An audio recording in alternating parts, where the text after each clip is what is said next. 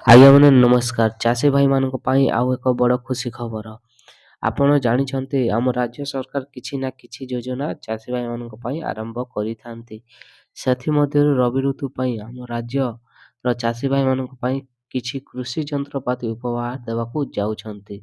ତ ଆଜ୍ଞାମାନେ କେଉଁ କେଉଁ ରାଜ୍ୟରେ ଯେଉଁ କୃଷି ଯନ୍ତ୍ରପାତି ମେଳା ହେବାକୁ ଯାଉଛି ଆପଣମାନେ ଏ ଭିଡ଼ିଓ ମାଧ୍ୟମରେ ଜାଣିପାରିବେ। ତା ପୂର୍ବରୁ ମୁଁ ଯୋଶୀ ଆପଣମାନଙ୍କୁ ସ୍ୱାଗତ ଜଣାଉଛି ଯୋଶୀ ଭାଇ ଟିପ୍ସ ୟୁଟ୍ୟୁବ୍ ଚ୍ୟାନେଲକୁ। ତ ଆଜ୍ଞାମାନେ ଯଦି ଆପଣମାନଙ୍କୁ ଭିଡ଼ିଓଟି ଭଲ ଲାଗିଲେ ଭିଡ଼ିଓଟିକୁ ଲାଇକ୍ କରିବେ ଏବଂ ଚ୍ୟାନେଲଟିକୁ ସବସ୍କ୍ରାଇବ୍ କରିଦେବେ। ଚାଲନ୍ତୁ କ'ଣ ରହିଛି ଆଜିର ଖବର ଦେଖିନେବା। ତ ଦେଖନ୍ତୁ ଆଜ୍ଞାମାନେ କୃଷି ଯନ୍ତ୍ରପାତି ମେଳା। କୃଷି ଯାନ୍ତ୍ରିକୀକରଣ ମାଧ୍ୟମରେ ଚାଷୀର ଆୟ ବୃଦ୍ଧି ପାଇଁ ରାଜ୍ୟର ସମସ୍ତ ଜିଲ୍ଲାରେ ଚଳିତ ରବି ଋତୁରେ କୃଷି ଯନ୍ତ୍ରପାତି ମେଳା ଆୟୋଜିତ ହେଉଛି। ଦେଖନ୍ତୁ ଆଜ୍ଞାମାନେ ଆପଣମାନେ ଦେଖିପାରୁଥିବେ। ତ ଆଜ୍ଞାମାନେ ଦେଖନ୍ତୁ କିଛିଟା ପଏଣ୍ଟ ଅଛି ମୁଁ ଆପଣଙ୍କ ସାମ୍ନାରେ ପଢ଼ି ନେଉଛି।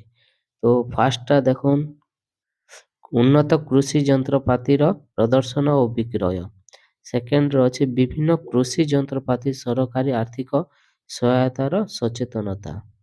3 ନମ୍ବର ଦେଖନ୍ତୁ ମହିଳା ସ୍ୱୟଂ ସହାୟକ ଗୋଷ୍ଠୀଙ୍କ ନିମନ୍ତେ ବିଶେଷ ରିହାତି ଏବଂ ବିକ୍ରୟର ବ୍ୟବସ୍ଥା। ସେମାନେ ଟିକେ ଭଲ ରେଟ୍ରେ ଆପଣଙ୍କୁ ଦେବେ, ସେମାନେ ବିକ୍ରୟ କରିବାର ବ୍ୟବସ୍ଥା ସେମାନଙ୍କୁ କରାଯାଉଛି। ବ୍ୟାଙ୍କ ସହାୟତା କେନ୍ଦ୍ର ମାଧ୍ୟମରେ କୃଷି ଯନ୍ତ୍ରପାତି ପାଇଁ ଋଣର ସୁଯୋଗ।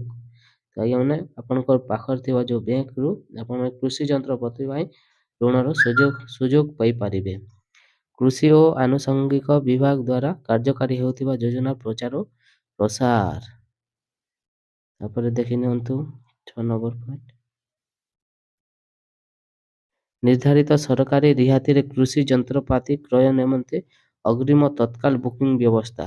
ତ ଆଜ୍ଞାମାନେ ବୁକିଂ ବ୍ୟବସ୍ଥା ବି ରହିଛି କୃଷି ଯନ୍ତ୍ରପାତି ପାଇଁ। ତ ଆଜ୍ଞାମାନେ ବର୍ତ୍ତମାନ କେଉଁ କେଉଁ ଜିଲ୍ଲାରେ ଯେଉଁ କୃଷି ଯନ୍ତ୍ରପାତି ମେଳା ଆରମ୍ଭ ହେବାକୁ ଯାଉଛି ଆପଣମାନେ ଦେଖିପାରିବେ। ଦେଖନ୍ତୁ ଆପଣମାନଙ୍କୁ କହୁଛି। ଫାର୍ଷ୍ଟ ଦେଖନ୍ତୁ ଜଜ୍ ହାଇସ୍କୁଲ ପଡ଼ିଆ ବରଗଡ଼ 18 ତାରିଖରୁ 22 ଡିସେମ୍ବର ପର୍ଯ୍ୟନ୍ତ ଅଛି। ତାପରେ ଦଶହରା ପଡ଼ିଆ ଜୟପୁର 26 ତାରିଖରୁ 30 ତାରିଖ ଯେଉଁ ଡିସେମ୍ବର ମାସରେ ଅଛି।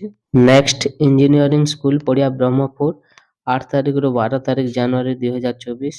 ପୋଲିସ ଲାଇନ୍ ପଡ଼ିଆ ବାଲେଶ୍ୱର 11 ଜାନୁଆରୀରୁ 15 ଜାନୁଆରୀ ପର୍ଯ୍ୟନ୍ତ 2024 ପର୍ଯ୍ୟନ୍ତ ଅଛି। ଆପଣମାନେ ଏହି ସୁବିଧା ପାଇପାରିବେ।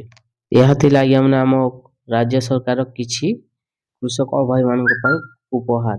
ତ ଭିଡ଼ିଓଟି ଭଲ ଲାଗିଥିଲେ ଭିଡ଼ିଓଟିକୁ ଲାଇକ୍ କରିବେ, ଚ୍ୟାନେଲଟିକୁ ସବସ୍କ୍ରାଇବ୍ କରିଦେବେ। ଧନ୍ୟବାଦ।